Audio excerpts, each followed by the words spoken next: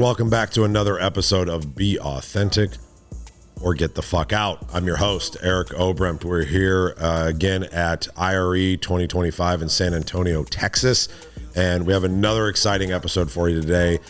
This one's going to be fun. I really enjoy getting to know new people. I met this gentleman a little while ago on a hunting trip, and we got to know each other, and then we ended up going and hooking up and having dinner in Houston when I was back visiting the team, and started to get to know each other. And I was like, I just, I'm going to be selfish. I want to get to know this guy better. And I was like, you going to be in San Antonio? He's like, I am. I'm like, let's do an interview.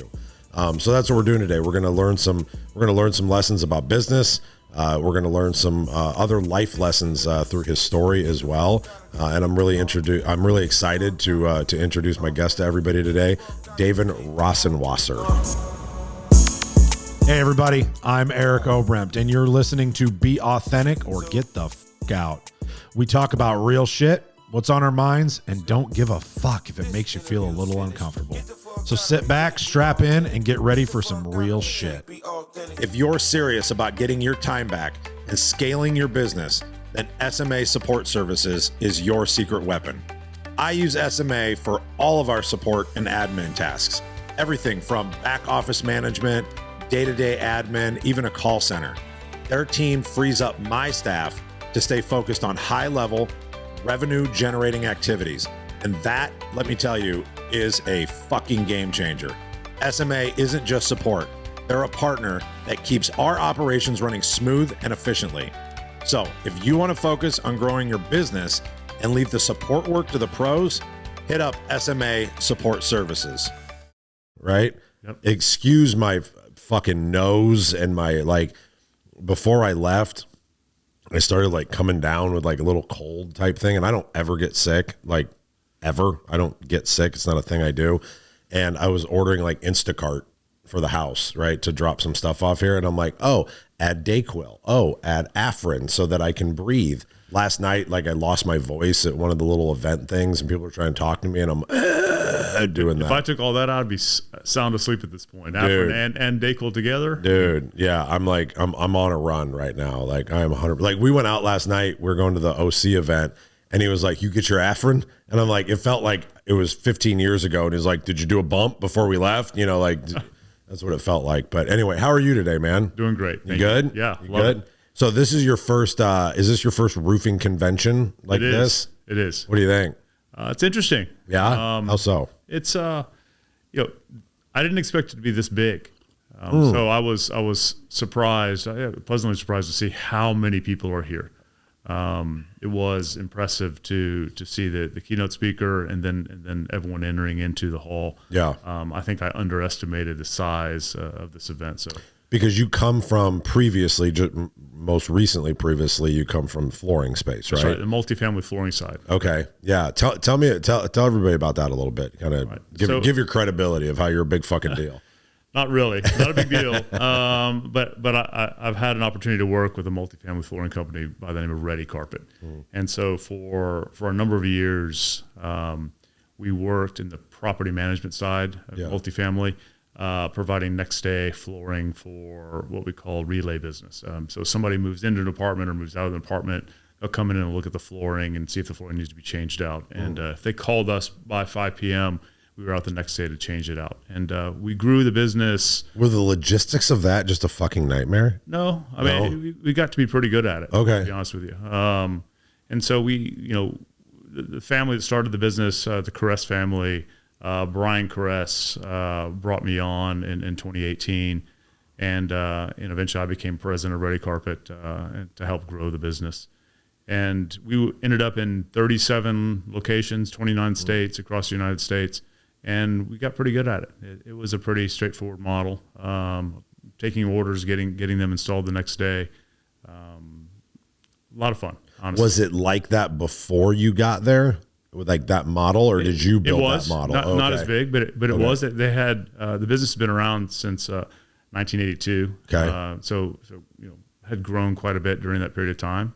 But it was a great business. And why did you get brought in?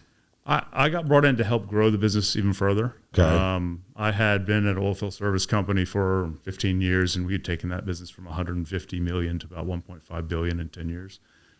Brian had the vision of being a national player and growing the business to cover our national accounts customers all across the country, coast to coast. So brought me in to help him grow the business. Great team there. I succeeded an individual by the name of Jerry Hosco, terrific person, mentor to me for many years. Still a really good friend, but really came in to kind of take that business to a next level, which we were able to do. And when you were brought in, just out of curiosity, like you were brought in what capacity? I came in at Ready Carpet in the business development role. And that was really M&A and anything else we could do to help kind of grow and develop the business. Mm-hmm. Ultimately, I became president of Ready Carpet. Got it. But that wasn't the intention in the beginning. It was. Or was it? It was what Ryan and I and the current president had talked about, creating an opportunity for succession. There's no guarantee, obviously, but the idea, and Jerry was an incredible individual, much less an incredible president. But it was the idea when I started to say, okay, if this works and we continue to grow the business, the idea is that Jerry would retire and I would replace him, which ended up happening. And so you built that from what to what? We took it from probably 250 million to close to 500 million over that 5-year period. Okay. And then you sold. We did. It was not anything that we were looking for, planning for. It was one of those situations that came to us, somewhat unexpectedly. But we did end up selling back in 2023, August of 2023. And so now you are, and I asked you this at dinner the other night, but I was like, what are you doing now? And your answer was having dinner with you. Absolutely. But what are you doing now? So right now, looking at the roofing space, would love to find the right opportunity to come in here and do something similar to what we've done on the multifamily side at Ready Carpet. Yeah. I believe the space is in a very similar position to what multifamily was back in 2017, 2018.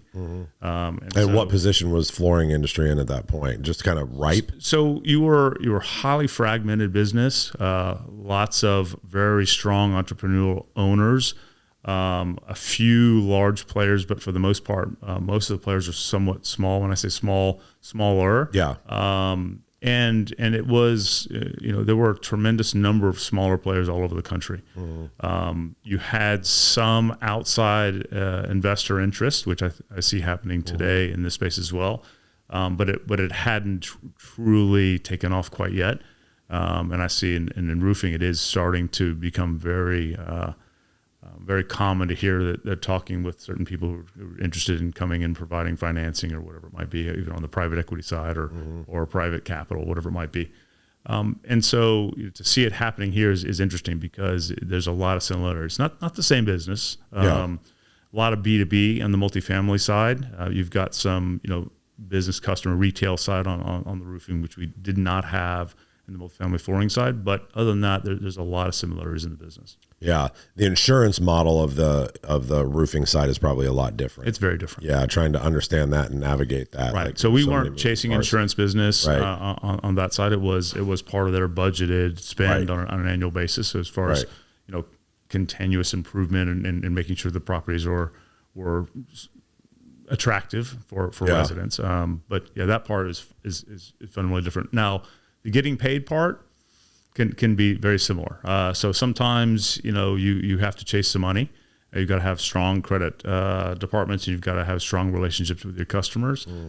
So the timing aspect of getting paid could sometimes be similar. Really? How bad was it?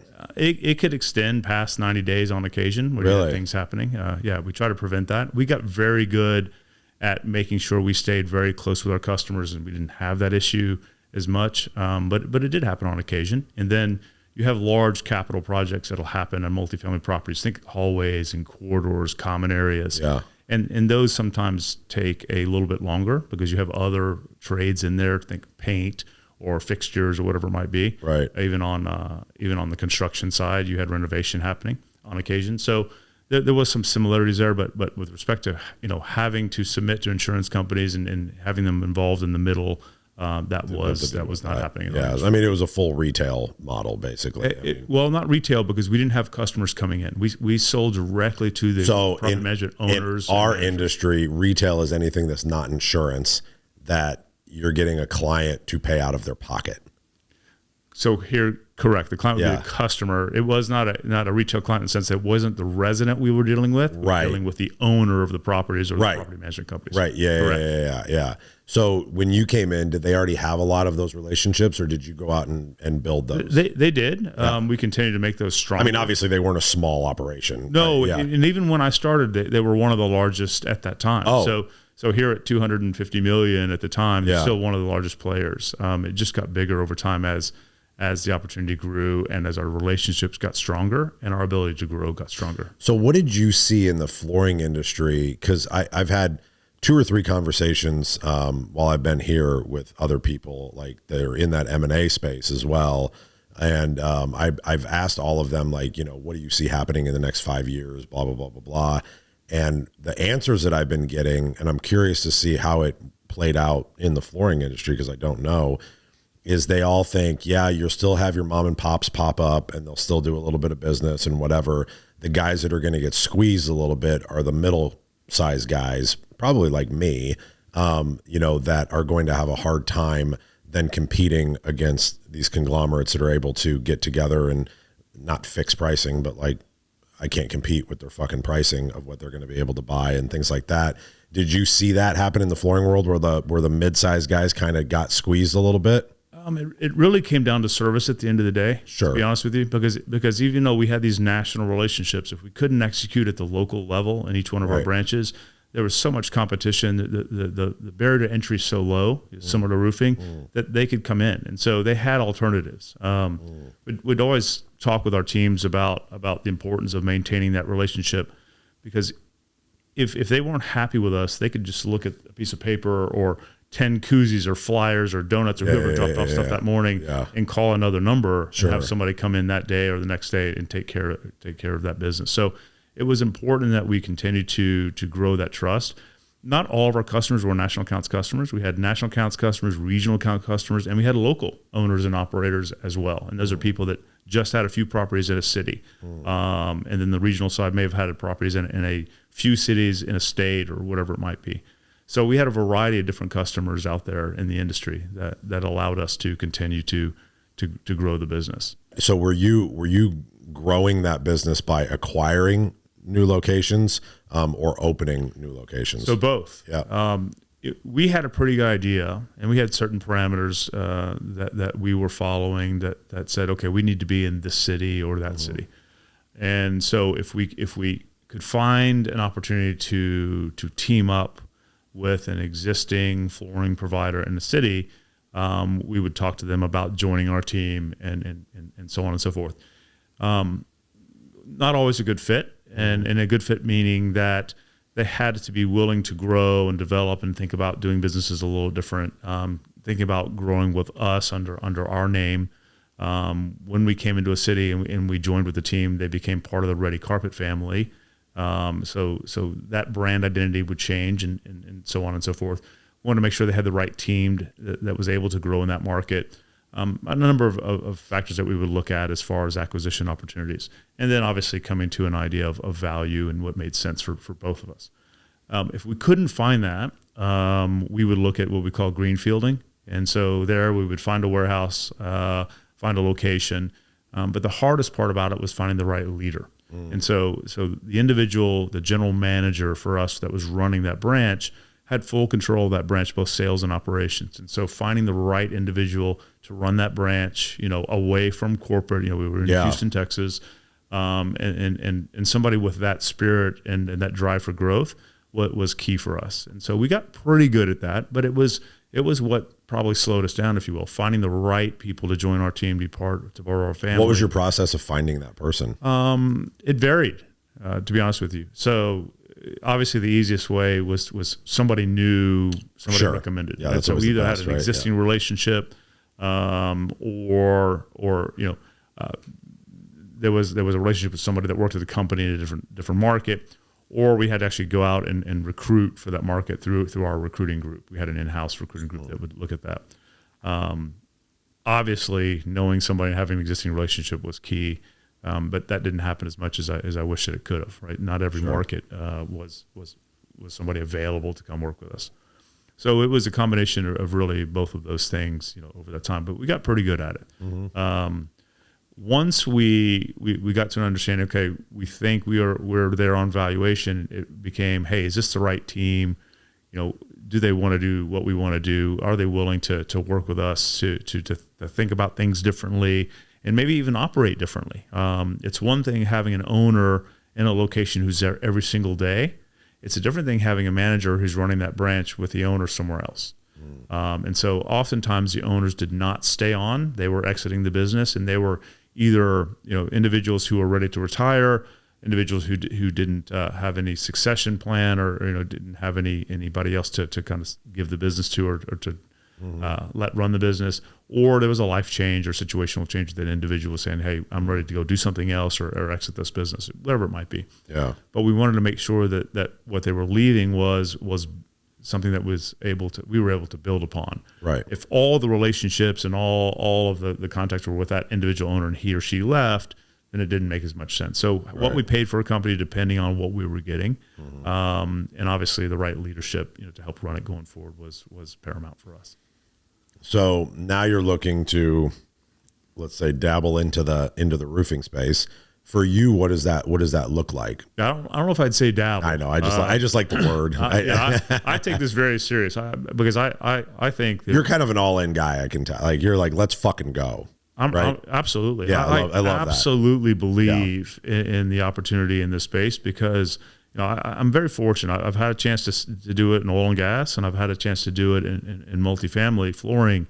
So I've seen a lot of the pitfalls, and I've seen the opportunity, and I truly believe. I mean, like you said, I'm all in on this space because it's going to happen. It's already happening. There's some large players in the market doing it now. Yeah. I think I bring a bit of a different perspective from a different industry. So I think that's a huge thing, having a different perspective from a different industry. I've learned more lessons or tricks or whatever it is from listening to people in pest control and in, like all these other like door-to-door businesses that I've been like, oh, nobody does that in roofing. Why don't we do that in roofing? And I take it and, put it into our model, because roofers in general tend to do the same shit just over and over and over and over and over again and think they're going to get a different result, and they don't, right? Well, that's not just roofers, I'll tell you, right? So fair. We all tend to do that sometimes. Yeah, that's fair. I guess it's just the world I know, right? But that's 100% like how a lot of us do operate, and getting that outside perspective is a really big deal, right? So with you wanting to go all into this, what does that look like for you? Like, who are you looking for? Yep. I really want to partner with somebody similar to Brian at Ready Carpet. But Brian was part of YPO and Vistage and several organizations, but more importantly, part of the FEI group. And the FEI group really, I think, opened up opportunities for individuals to look beyond what they were doing just in their business, but to look to others who are in similar businesses in the similar space and their experiences, and share upon the ups and downs, and learning from other people's mistakes and so on, and also learning from people's successes. And so, this industry, that there's a part of the ECA group as part of FEI, and I know that family already. Being part of Ready Carpet, part of Multifamily Services, MFS, which is a part of FEI, ECA being part of that same group, I know a lot of the people in the ECA group already. I know some of the leadership in that group. And so being able to be in a situation where I can continue to be a part of the FEI family, for me, it is amazing. Seeing what's going on in the roofing space and seeing the similarities of what we went through already in the multifamily space, I think that I can bring some value.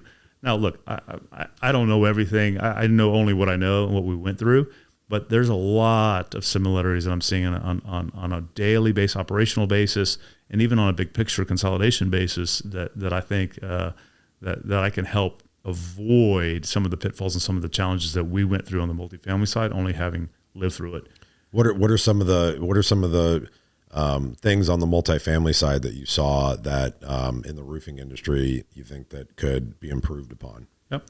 So, consolidation is one thing, but it's not the end all be all. It's how do we continue to improve our relationship with the customer? How do we continue to build upon success with customers, to create referrals and to create a reputation that's beyond just your local market? How do you expand it into a state, right, into a region? How do you expand it nationally? And with that brings opportunities on the commercial side, on the multifamily side, and on the retail side. It's really not just one segment of the business. And a lot of, at least of the roofing companies that I've run across, are in one part of the business or the other. Mm-hmm. There's not a lot that are tapping into the multiple revenue sources or customer opportunities, if you will, that exist out there. And so, growing a business nationally, thinking.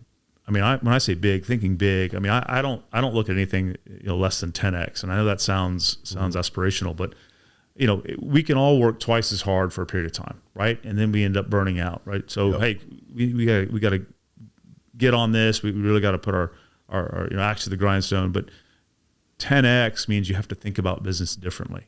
In order for me to be 10x, I can't do it necessarily the same way I'm doing it now. Or how do I leverage off of what I'm already doing? It makes us think a little bit differently than we would if we're saying, hey, I just want to be twice as big right, in the next 2 years. So if you're thinking about it from a 10x perspective, you really have to question, okay, is this scalable? Can I do this? If I wanted to do this in another city or another state, could I do this? Could I teach someone else to do that while I'm not there every single day? Right. These are all things that are similar. And then the external money coming into the business, very similar in multifamily space. People ask me all the time, is private equity a good thing or a bad thing?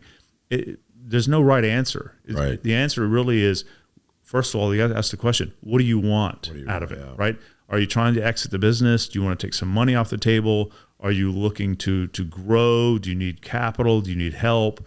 Do you need, back-end support, whether it be IT or HR or accounting, finance? These are all questions that you have to ask. So it's not a one-size-fits-all proposition. It's really about what you're trying to do and accomplish, not only in your life, but with your business. Yeah. And so that all started in the multifamily space. We saw some individuals, tap into external money, partner up with private equity. We did not. We stayed private. But we were very cognizant of the fact that the money we made in the business, we reinvested back into the business. Right. And the success brought more success. So the more money we had, the more we could invest.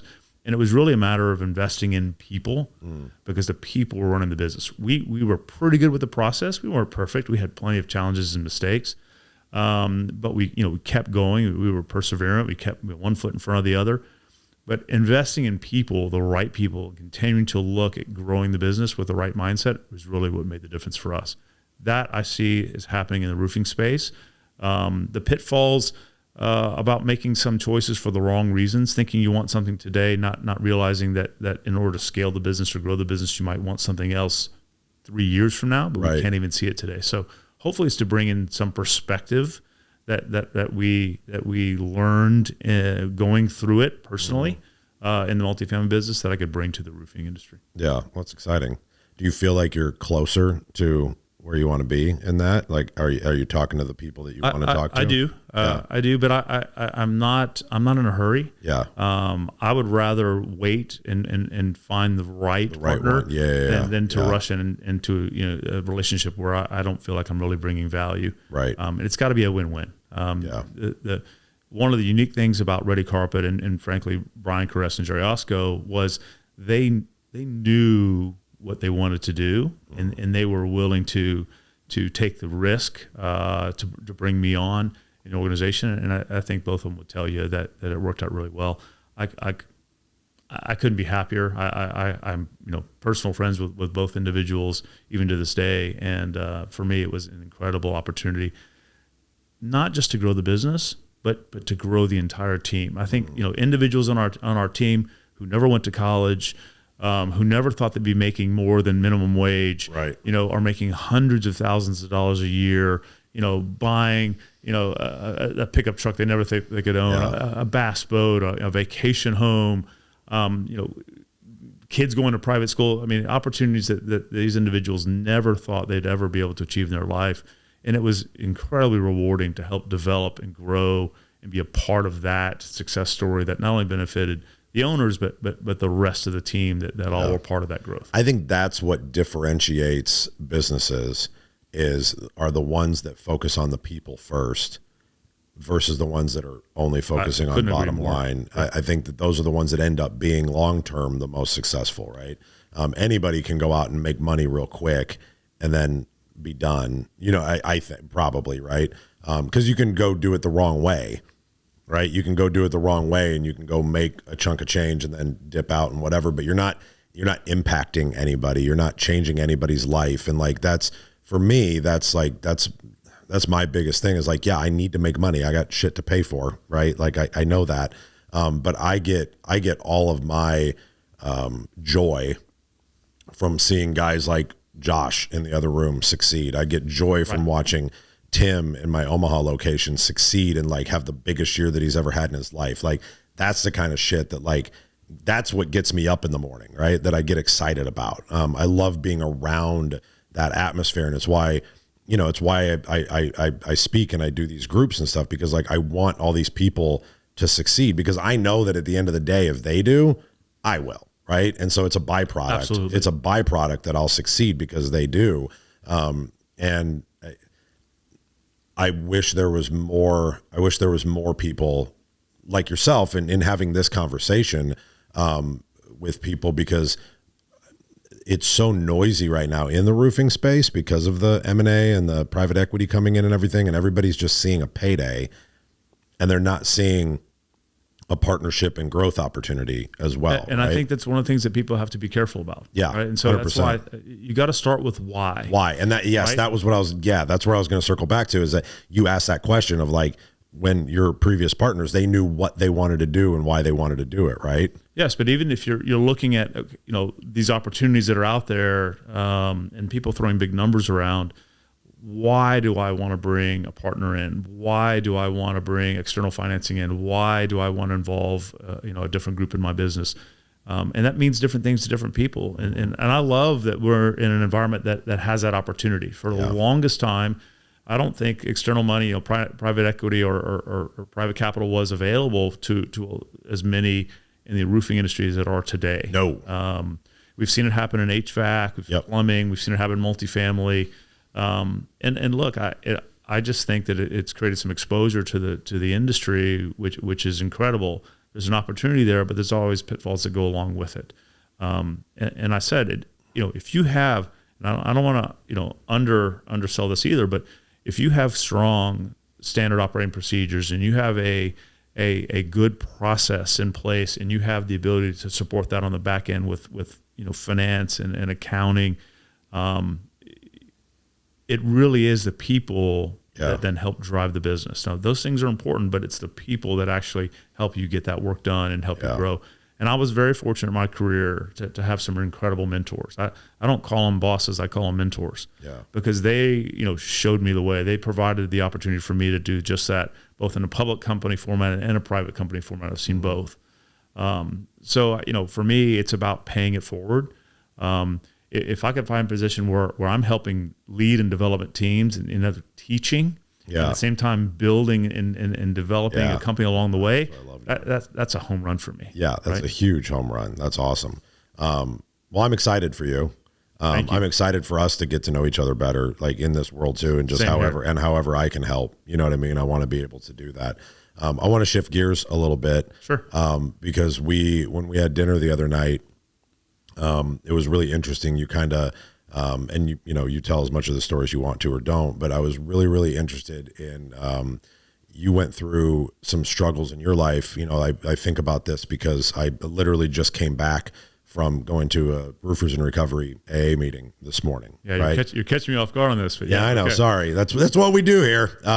We go down fucking rabbit holes and we get people going. almost every woman I've had on here, I've accidentally made cry, and I haven't meant to do that. I'm not going to do that to you, but Yeah, thanks. But I just got back from an AA meeting this morning, and I need to go to those things still, even after 15 years of being sober, just to remind myself that it's not all about me. Right. Right. And you know, and it was funny because like my share today was even that I always feel like I'm the one that has to pick up the phone to answer, not to pick it up to call somebody. Right. Which is a challenge, right? For, you know, because if I don't pick up the phone to call somebody once in a while, I might not be able to be the person that answers it down the road. And it was interesting when we were talking and having dinner, you know, you were on the other side of that, as a spouse, right? And having to live in that world. And sometimes I forget about the other side. You know what I mean? Like I'm so focused on like the addicts and the alcoholics, you know, in my life and in my world that I'm trying to help and the stuff that I went through.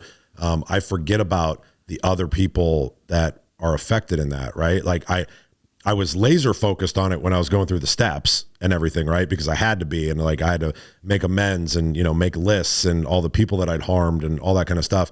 But as time goes by, you forget about that a little bit, right? And you forget about how, well, you only have your perspective. Right. And so I'm very interested because there's a lot of people in recovery that do watch this show. I'd love to have them get a little bit of the perspective from the other side to understand how hard it is for, you know, the normie, as we call you know what I mean? For the normie to deal with, you know, cause you're dealing with the same disease, but in a different way. Yeah. Look, first of all, I have to say, you know, I really appreciate that you felt comfortable enough to open up to me about, you know, what you've been through. And that for me, it allowed me to kind of give you my story, which I don't, you know, we didn't know this about each other. No. And I think, you know, even going forward, I think it's going to provide, you know, us an opportunity to talk about things. If you're going through things, you know, hey, David, what do you feel about this? How does it look on that side? Yeah. And I just, I feel blessed to be able to give you, you know, that perspective. I was, I don't know if you call it a normie. I don't know what you call me, but that's what we all call you. So I wasn't, you know, growing up, I didn't drink a lot. I was the kid who drove all my drunk friends around. Right. And so, you know, I had a pickup truck, a 4-door truck, right. You know, that was uncommon back then. And so my friends all rode around with me and I would drive and we'd go out and do whatever. And those guys would all drink, but I really didn't. I don't know why I didn't. It just wasn't something I gravitated towards me, or I was chasing. Even in college, I didn't drink a ton. And even today, I'm a social drinker, but it's not anything that I even really even think about. But I got involved with somebody who was an addict, but you know, unfortunately, I didn't know she was. And so because I wasn't exposed to it growing up, and because I purposely stayed away from it. Yeah, you guys are the easiest ones to trick. Yeah, apparently that's what that's what I heard from her much later. The response was, I thought you were going to fix me. Right, and you know that to this day that makes me emotional. Right, it makes me, and I get that. Right. But like, wow. Right. So I wish that I could have, but it was something like, it's hard for me to talk about because it was so difficult for me because I had no one to talk to.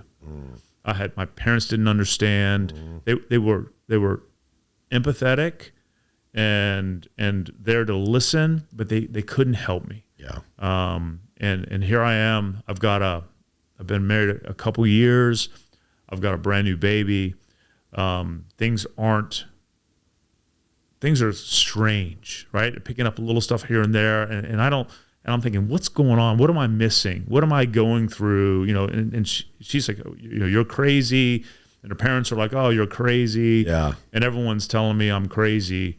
And then one day, one of her friends was, I guess, brave enough to say, David, you don't understand what's going on. You got to look here. You got to look there. But they all knew. And that was the hardest part for me. Yeah. Because I felt like the idiot in the room. Yeah. Okay. Here I am. I think that I'm a smart, educated person. You know, I've done well in school. I've done well in my career, and on the most fundamental basis in my home, I don't even know what's going on in my house. Right. It was incredibly challenging for me to kind of deal with. Is how could all this be going on and everyone knows except for me? So, and these are individuals that had grown up with her and were in some cases participating, you know, with her on that. And so they had normalized it in their mind. Sure.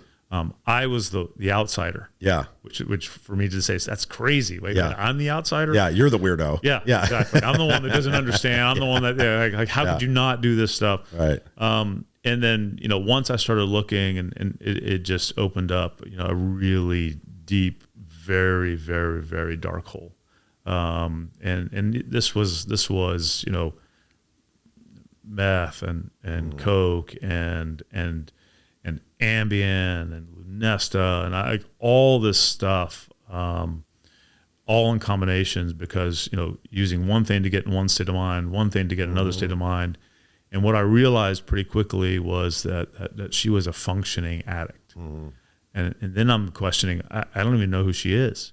I don't know her sober, right? And so because she's never sober. And it was a process of which I said, okay, fine. And so here I am in my mind, I'm going to fix this. Yeah. I'm going to be the savior. I'm going to fix this. Yeah. I got this. Okay. Because that's what we do. Yeah. And I've been able to do all this stuff so far. This is just another challenge. Yep. And it's my responsibility. I'm her husband. I've made this commitment. I'm going to help you fix this. I'm going to get this done. And that just started a process of seeing doctor after doctor after doctor, and I became very disheartened with that industry itself. There's a dark side to that industry as well. It's a, you know, some of them are actually promoting the use of medication, and that now it's, you know, prescription addiction, right? Yep. And I remember sitting in a doctor's office, and it wasn't about fixing her; it was about medicating me. So here, David, I'm going to write so that you could deal with it. Yeah. Oh, really? No, and that's where I said, this is insane. Like, wait a minute, what? I've got to get on medication to help deal with the fact that she's an addict. Like, so, David, Oh my God, is it as a drunk and an addict though? If I was sitting in that room, I'd be like, fuck yeah, medicate him so I can keep doing what I'm doing. So what I found out later was that she was doctor shopping herself to get access to prescription meds to supplement for some of the other stuff that she was doing. Wow. Right. And so medications were showing up in my name. Online pharmaceutical was very easy. Didn't need anything. And so I had to go through my phone bills, and I realized on billing and credit card statements that there were, you know, a dozen or so online pharmaceutical companies that were all prescribing drugs to me under my name that were coming to our house. And so it was as deep and dark as you can imagine. And at the time I was traveling for work, and sometimes I was out of the country. And so I've got a newborn baby. I was very fortunate to have help at home that helped us. But it was hard to know that I was leaving, not knowing what could happen. Now, I was did you start fearing for your child? 100%. Yeah. And so then I had to, you know, not travel as much, and, you know, wake up in the middle of the night and finding the kitchen on fire, mustard on the ceiling. Literally, like the toaster's burning over in the corner because there's something stuffed in there with wrapper. There's mustard and ketchup on the ceiling. The refrigerator's open. The freezer's defrosted. You know, she's passed out on the floor. You know, it was, wait a minute. All the bad stuff happens at night. Right. And so then I couldn't sleep. One night I woke up to the ceiling, you know, the sheetrock in the ceiling and insulation falling down on my face in my, you know, in our bed. And I see this leg through the ceiling, and I immediately assume that someone has broken into our house. And no, it's her up there looking for the stuff that she's hidden in the attic because she knows that I'm looking for stuff now. And she's fallen through the ceiling. Seriously? No, seriously. And so this was, I'm dealing with all this, never having dealt with it before, not understanding addiction, not understanding, you know, drug use.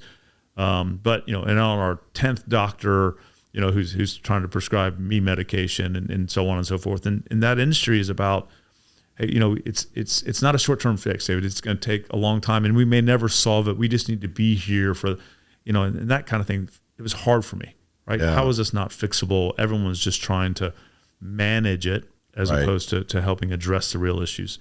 And there was nothing about accountability. And I ran across this one doctor.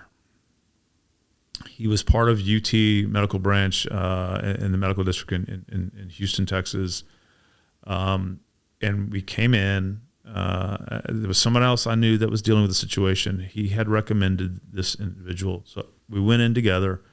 And she, at this point, she's playing along, right? And in 10 minutes, he just nailed it. He says, I need you all to stop talking. He's like, I know exactly what's going on. He's, I can look at you physically. I can see what you're manifesting. Your pupils are blown. Yeah. You can't sit still. Like he walked her through, and he says, you need to get into treatment immediately. He says, like today. And he says, David, you're going to be a part of that. And he goes, if you can't do that, I cannot help you. And I said, well, he's like, don't come back. He's like, I'm telling you right now what you need to do. If you do that, we can talk about coming back and working and managing a solution. He said, but until you do that, I have no way to help you. And that was, I can't tell you how much money we had spent on people and spending on several people. And all the time, I didn't realize she was now back-ending some of those doctors and going to see them without me knowing about it, paying for it because she was getting access to medication. And there was no way for them to all know that she was seeing 3 or 4 other doctors, some of which I don't think would have even cared, to be honest with you. Some of those doctors were just part of the problem, I'd say. Yeah. And so I remember saying, okay, this is what we're doing. And I remember her parents coming to me and saying, she's not doing that. You're the problem. And at that point, I knew we were done. I knew that it now, when I had people not helping me, it was one thing. But when I had people basically saying that I was the blaming problem, you, I knew we were done. And so at that point, I hired an attorney. And the time frame of this was how long?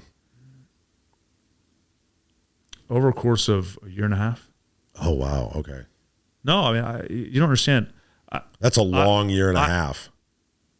It was the most difficult year and a half of my whole life because I'm trying to manage a child and work. And for me, it was my responsibility. I made a pledge, made a vow, saying I would do everything I could to help thickness and health. I mean, we had this conversation. I know that doesn't mean a lot to some people, but to me, it meant a lot. And I have a child, and so I didn't ever want to tell my daughter, hey, I just bailed on that situation. Right. I wanted to say that I tried everything I knew how to do, and I did everything I could to try to help. And so if I had to walk away, I could do that with a good conscience. And that I had to leave to save her life because I realized that being with her was going to continue to perpetuate the problem. Right. And so I remember filing. She couldn't believe it. I never thought you'd actually do it. Right. And that told me a lot in and of itself. Right. But at no time did she ever slow down. And I remember, after moving out, and then having to try to decide how am I going to deal with custody and so on and so forth, and working through those issues, which never happened fast enough. I mean, family court is a place that nobody ever wants to be. Right. The stuff that goes on in the family court is stuff that you never want to see or hear about. And so here, a situation where no harm has actually happened, there's a lot less action. It's really scary. I mean, that's a whole other topic we can talk about. Is like, why does something have to happen to your child before they act? Oh, fuck that. Right. And no, it's unfortunately, it's probably not all that uncommon. Right. And I'm not saying that every court is like that or every judge is like that. Please don't take me the wrong way. But unfortunately, there is they're so overburdened. Okay. Yeah. There's a system where something actually has to happen for people to really take immediate action. And that was hard for me to deal with. So, being at the house and on occasion and you know, being there for my daughter and finding stuff in the mail. I mean, I find, you know, packets of Coke, you know, delivered in blank envelopes in the mailbox. Really? I mean, stuff was being delivered to the house, right? And I remember one day checking the mail, finding, you know, a packet of you know, white powder. I didn't know what it was. I didn't sample Thought it was anthrax or something. Yeah. No, I knew it was drugs for her, right? I didn't know what it was. And I remember, you know, having her father, by the way, was a doctor. Okay. And I actually made it much harder because I think he thought he knew better. Yeah. But he was an enabler. He didn't know how to say no to his daughter. He just didn't. And so I remember showing it to him and him saying, he was like, well, I don't know what this is. And I remember him grabbing it out of my hand and putting it down the drain and washing the faucet. And he says, nothing to see here. Oh shit. And that's when I knew, you know, for sure, not only is he not going to help me, he's going to work against me. Yeah. Right. And we're in this situation, not because of me, we're in the situation because of him. Right. And then the history started coming out about this is happening, you know, for 10 years and they've known about it and they pulled out of this school and that school, and none of which, you know, they ever told me. It was always, you know, she's reacting to your negativity as opposed to, you know, she's got this issue. She told me, hey, my parents always knew about it. You know, they always thought you were going to fix me and you were the best thing. And frankly, they were tired of dealing with it and they were glad you were here because you were going to deal with it. Right. Right. And so the comment that never left my mind was they need to live their life too. That's what she said? Yeah. Oh my gosh. Yeah.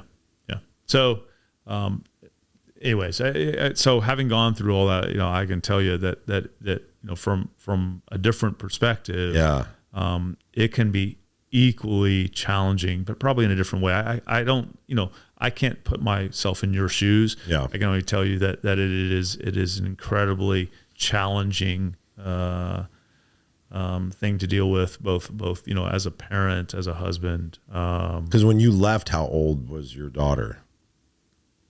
I mean, 3. 3. And how old is she now? Yeah, it's 22. Wow. We ended up getting custody. We as in you. Well, Gabrielle and I, but I met my current wife and started dating my current wife, and she jumped in. I mean, immediately with both feet. You know, she thought I was exaggerating and overreacting, and so it can't be that bad. And once she realized and saw firsthand what was going on, she says, "Look, we got to work together on this. You can't do this alone." Yeah. That had to feel good. It was like a blanket. Yeah. Right. Like that had to feel amazing to have somebody that's like, I'm here with you. Like I understand and I'm going to do something about it, as opposed to, I'm so sorry. That sounds terrible. Right. No, actually, like, okay, we're going to get her. She's not going back. We're going to keep her here. We were engaged. We weren't even married at the time. And I remember her sitting in mediation with me, with the baby, I mean, it was amazing. And so my oldest, I have 3 daughters now, but my oldest daughter, she doesn't remember a time without Christina. I mean, so she only remembers her time with she calls her birth mother and Christina, her mother.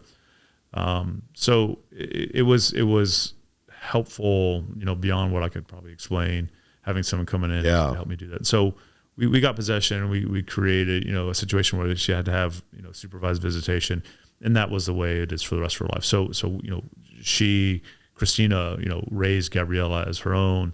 We've had 2 more, children since then, but it is an amazing part of why Gabriella is so successful. I mean, she's graduating from college in May. She's going to go to medical school.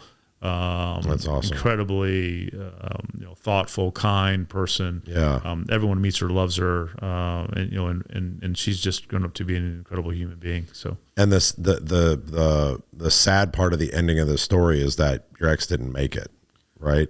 No, she ended up passing away. And the reason that I bring that up is because, like I said, I know that there's a lot of people that watch this that are in recovery, and we forget how fucking serious this disease is, right? And what it not only what it can do to the family and what it can do to your kids and what it can do to your spouses, but like you can fucking die from it. And if we don't pay attention to that, and if we're not willing to open the door to listen, right, to people, and accept some help, and maybe realize that, you know, you don't know what you're doing. Maybe, you know, your best thinking got you here. Yeah. Right. And if you're not willing to open the door to possibilities of living life a different way, it's not that you just get to keep doing the same thing over and over again and live, right? Like sometimes the ending is not the ending. You don't get to just keep going. And I don't bring that up to like be dramatic or anything with you, but I bring it up because people need to hear that there are consequences to these actions that we continue to take. And I know for a fact for me, if I would have continued down the path that I was going, like my two options were dead or in jail. Those were my two options, right? And I was looking at a pretty significant stint in prison, somehow like narrowly dodged that.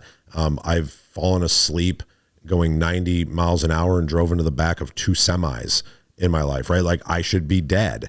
And the fact that I was spared from those 2 times when I didn't die, like it was inevitable that was going to be. I have all those stories for you. And so unfortunately she went through all of that.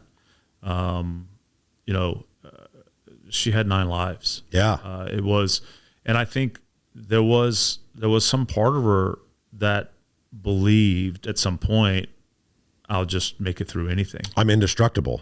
Yeah. 100%. I mean, I'm talking about, you know, physical injuries, you know, like severe facial, you know, losing teeth and breaking noses and jaws. Yeah.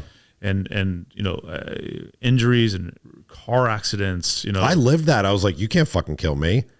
Like, I'll be fine. Look what I've been through. You can't touch me. And I don't know about you, but you know, her family had enough money that no matter what happened, they could get her out of it. So, and I didn't have that.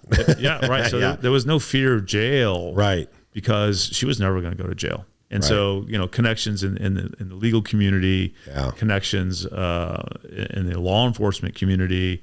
So she knew, and that was, you know, the harder part is that, you know, you can't tell me what to do. Right. And she had one parent who was trying to get her out of it, but the other parent, you know, just couldn't say no to anything. Yeah. And unfortunately, I think to this day doesn't realize that they were part of the problem for her, because ultimately there was no bottom, there was no accountability. Yeah. And in rehabs, every, you know, fancy high-end rehab place you can think of in every part of the country, and then including individuals who came to live with her. On a one-on-one like recovery, a sober coach thing or 100%, whatever. Live with her every day, you know, around with her, and then, you know, got involved with the other family members, and it became, you know, look, oftentimes those individuals are recovering addicts themselves, right? Because they can understand the situation. Yep. And so they're human, they have vulnerabilities like anybody else. So, you know, unfortunately, you know, year after year after year, being away for, you know, forget, 30 days, 60 days, you know, being away for a year, you know, coming back, having a sober coach for a year. They tried everything, but it was just, hey, we're going to spend a bunch of money, we're going to fix it. They didn't want to fix themselves, the parents. Right. And so there was always, she knew that she just had to get through whatever she was going through, and she'd get back home and it would be fine. And I think that's what set her up. And look, I think the amount she was spending, I can tell you what she was spending a month, I know what she was spending it on. You know, the numbers would be staggering for most people. Yeah. And who's the one from Friends who's passed away? Matthew. Yeah. And he'd written a pretty incredible book. Amazing book. By the way. And so. Did you read it? So my wife read it. Oh. Too hard for me. Yeah. Right. But my wife read it, and she just thought it was unbelievable, because she lived with me a lot of what's going to happen, and what was important for her is that she saw and heard the perspective of the person using, as opposed to, you know, our outside perspective, like what we're doing today. But, you know, ultimately, what ended up happening, is not dissimilar. I mean, it went on for such a long time, and she ended up passing away. I remember the day before my oldest started college, the night before, right? And so, horrific. But even then, the parents blamed it on something else. Yeah. They could never come to grips nor talk about. And the saddest part is the community all knew. Right. And they're very well known in the community, and Do you think she had moments or periods of time of clarity where she did want to truly be better and make a change, and then it just came flushing in? Yes. Okay. I'm sure. And there were times where you're assuming, or do like you? No, at the beginning, I would have those conversations, and she would say that.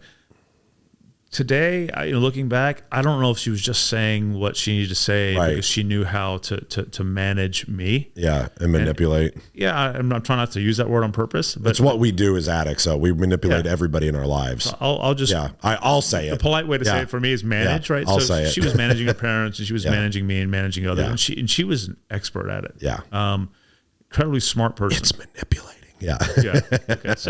So fine. We were, I don't like to think that I could be manipulated, but obviously I can. Yeah. So, she would talk about it, but the problem is that the actions are the only thing that make real change. Correct. And so, yes, she would say it, at least at the beginning. I don't know about in the later years. But unfortunately, never really able to do it. I think she was always just trying to manage the current challenge to get through it, to get to the point where she could get access again. Yep. There's a line in the big book where we'll kind of wrap up with, though, that it just hit me while we were sitting here. There's a line in the big book that talks about the people that come into the program, how almost anybody that actually goes through the program and does the steps has the opportunity to be successful and get through this. But it also says that there are certain people that don't have the ability. And those are people that don't have the capacity to be honest with themselves. And I think that's so powerful, right? Because you have to be honest with yourself, not just to other people. Because people read that and they're like, oh, I have to be honest to other people. It's like, yeah, but you have to be honest with yourself. Like, you have to be able to be self-aware enough and be honest and be like, I have a fucking problem. Because you can't, that's step one, obviously, right? But like, if you can't be honest with yourself to realize what's going on, you can't make any kind of change. And if you can't get past that first step of realizing that, you're inevitably going to go down this path. And so, like I said, I wasn't trying to bring shit up or whatever, but your story is very powerful because you're on the other side. Most of the people that are in recovery that do watch this show lived my side of the aisle, and can relate with my stories and what I went through, and then how I got through it, and all those things. And I had to have a bottom, and I had to have a session where I sat in a chapel while I was at rehab and started bawling and was like, I don't know what the fuck I'm going to do. I'm going to prison. I'm going to jail. This is not who I am. Like, this is not who I was supposed to be. But those are real consequences. And that's, look, I think, from an outside perspective, I understand it. And I understand that I didn't live it. Okay. And so I'm sure there's people looking at me like, oh, whatever, what a pansy or whatever. You don't understand what people are dealing with. And that's why, you're having to deal with the consequences. So what? No big deal, but you can get up every day and shake it off.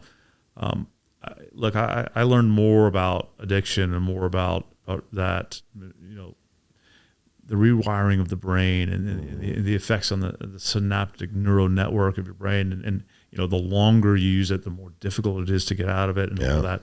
And again, if she were a social addict, it'd be one thing, but a functioning addict, I think, is different, because when people see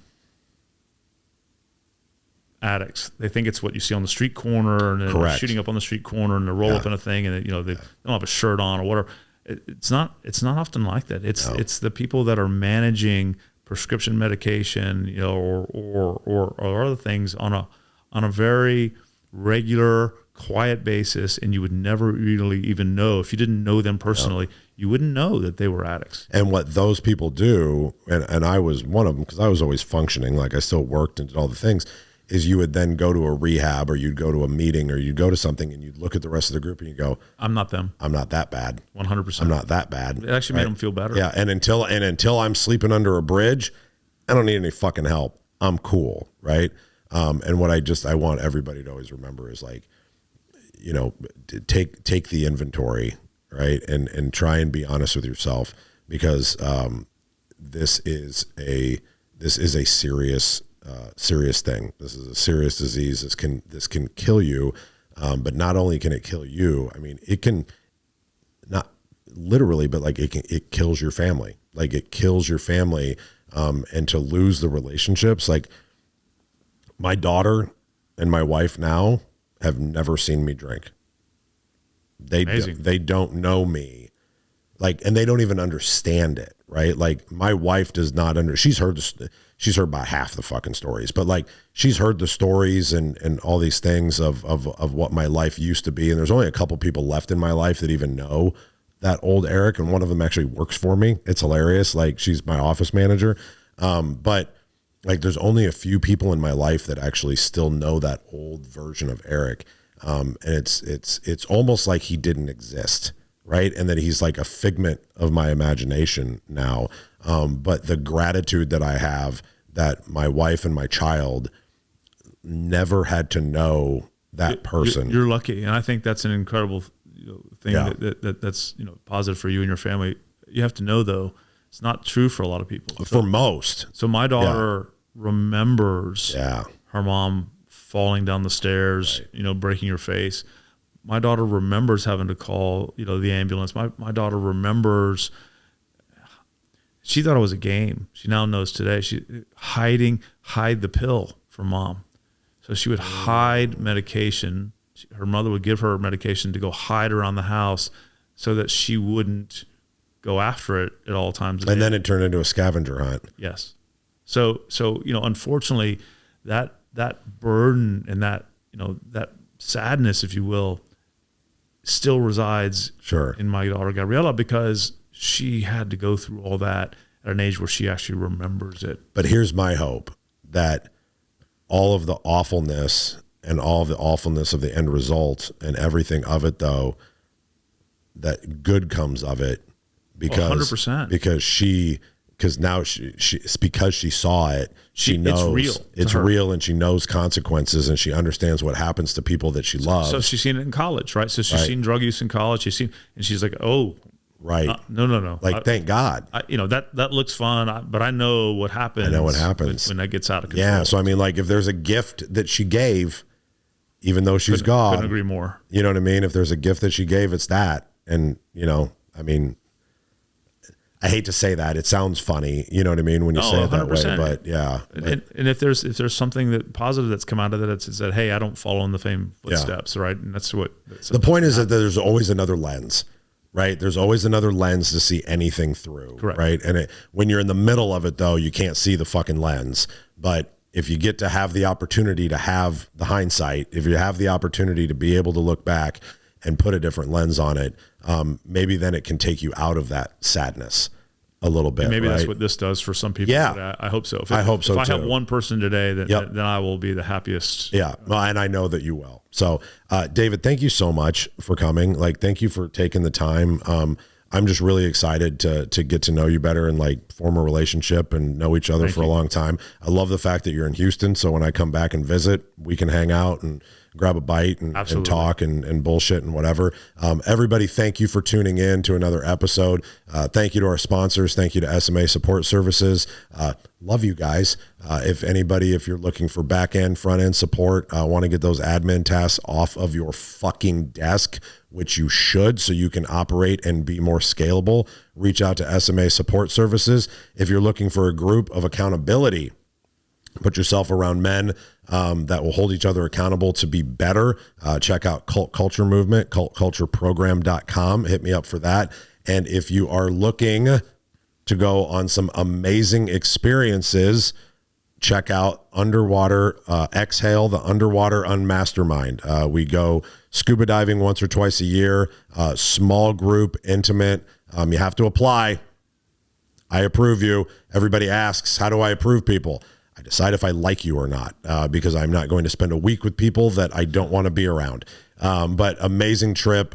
Get to surround yourself with other high-level entrepreneurs and go scuba diving and do really cool shit together. So thank you to the sponsors. Thank you to everybody here listening. Look forward to seeing you next time. And remember, everybody, to be authentic or get the fuck out.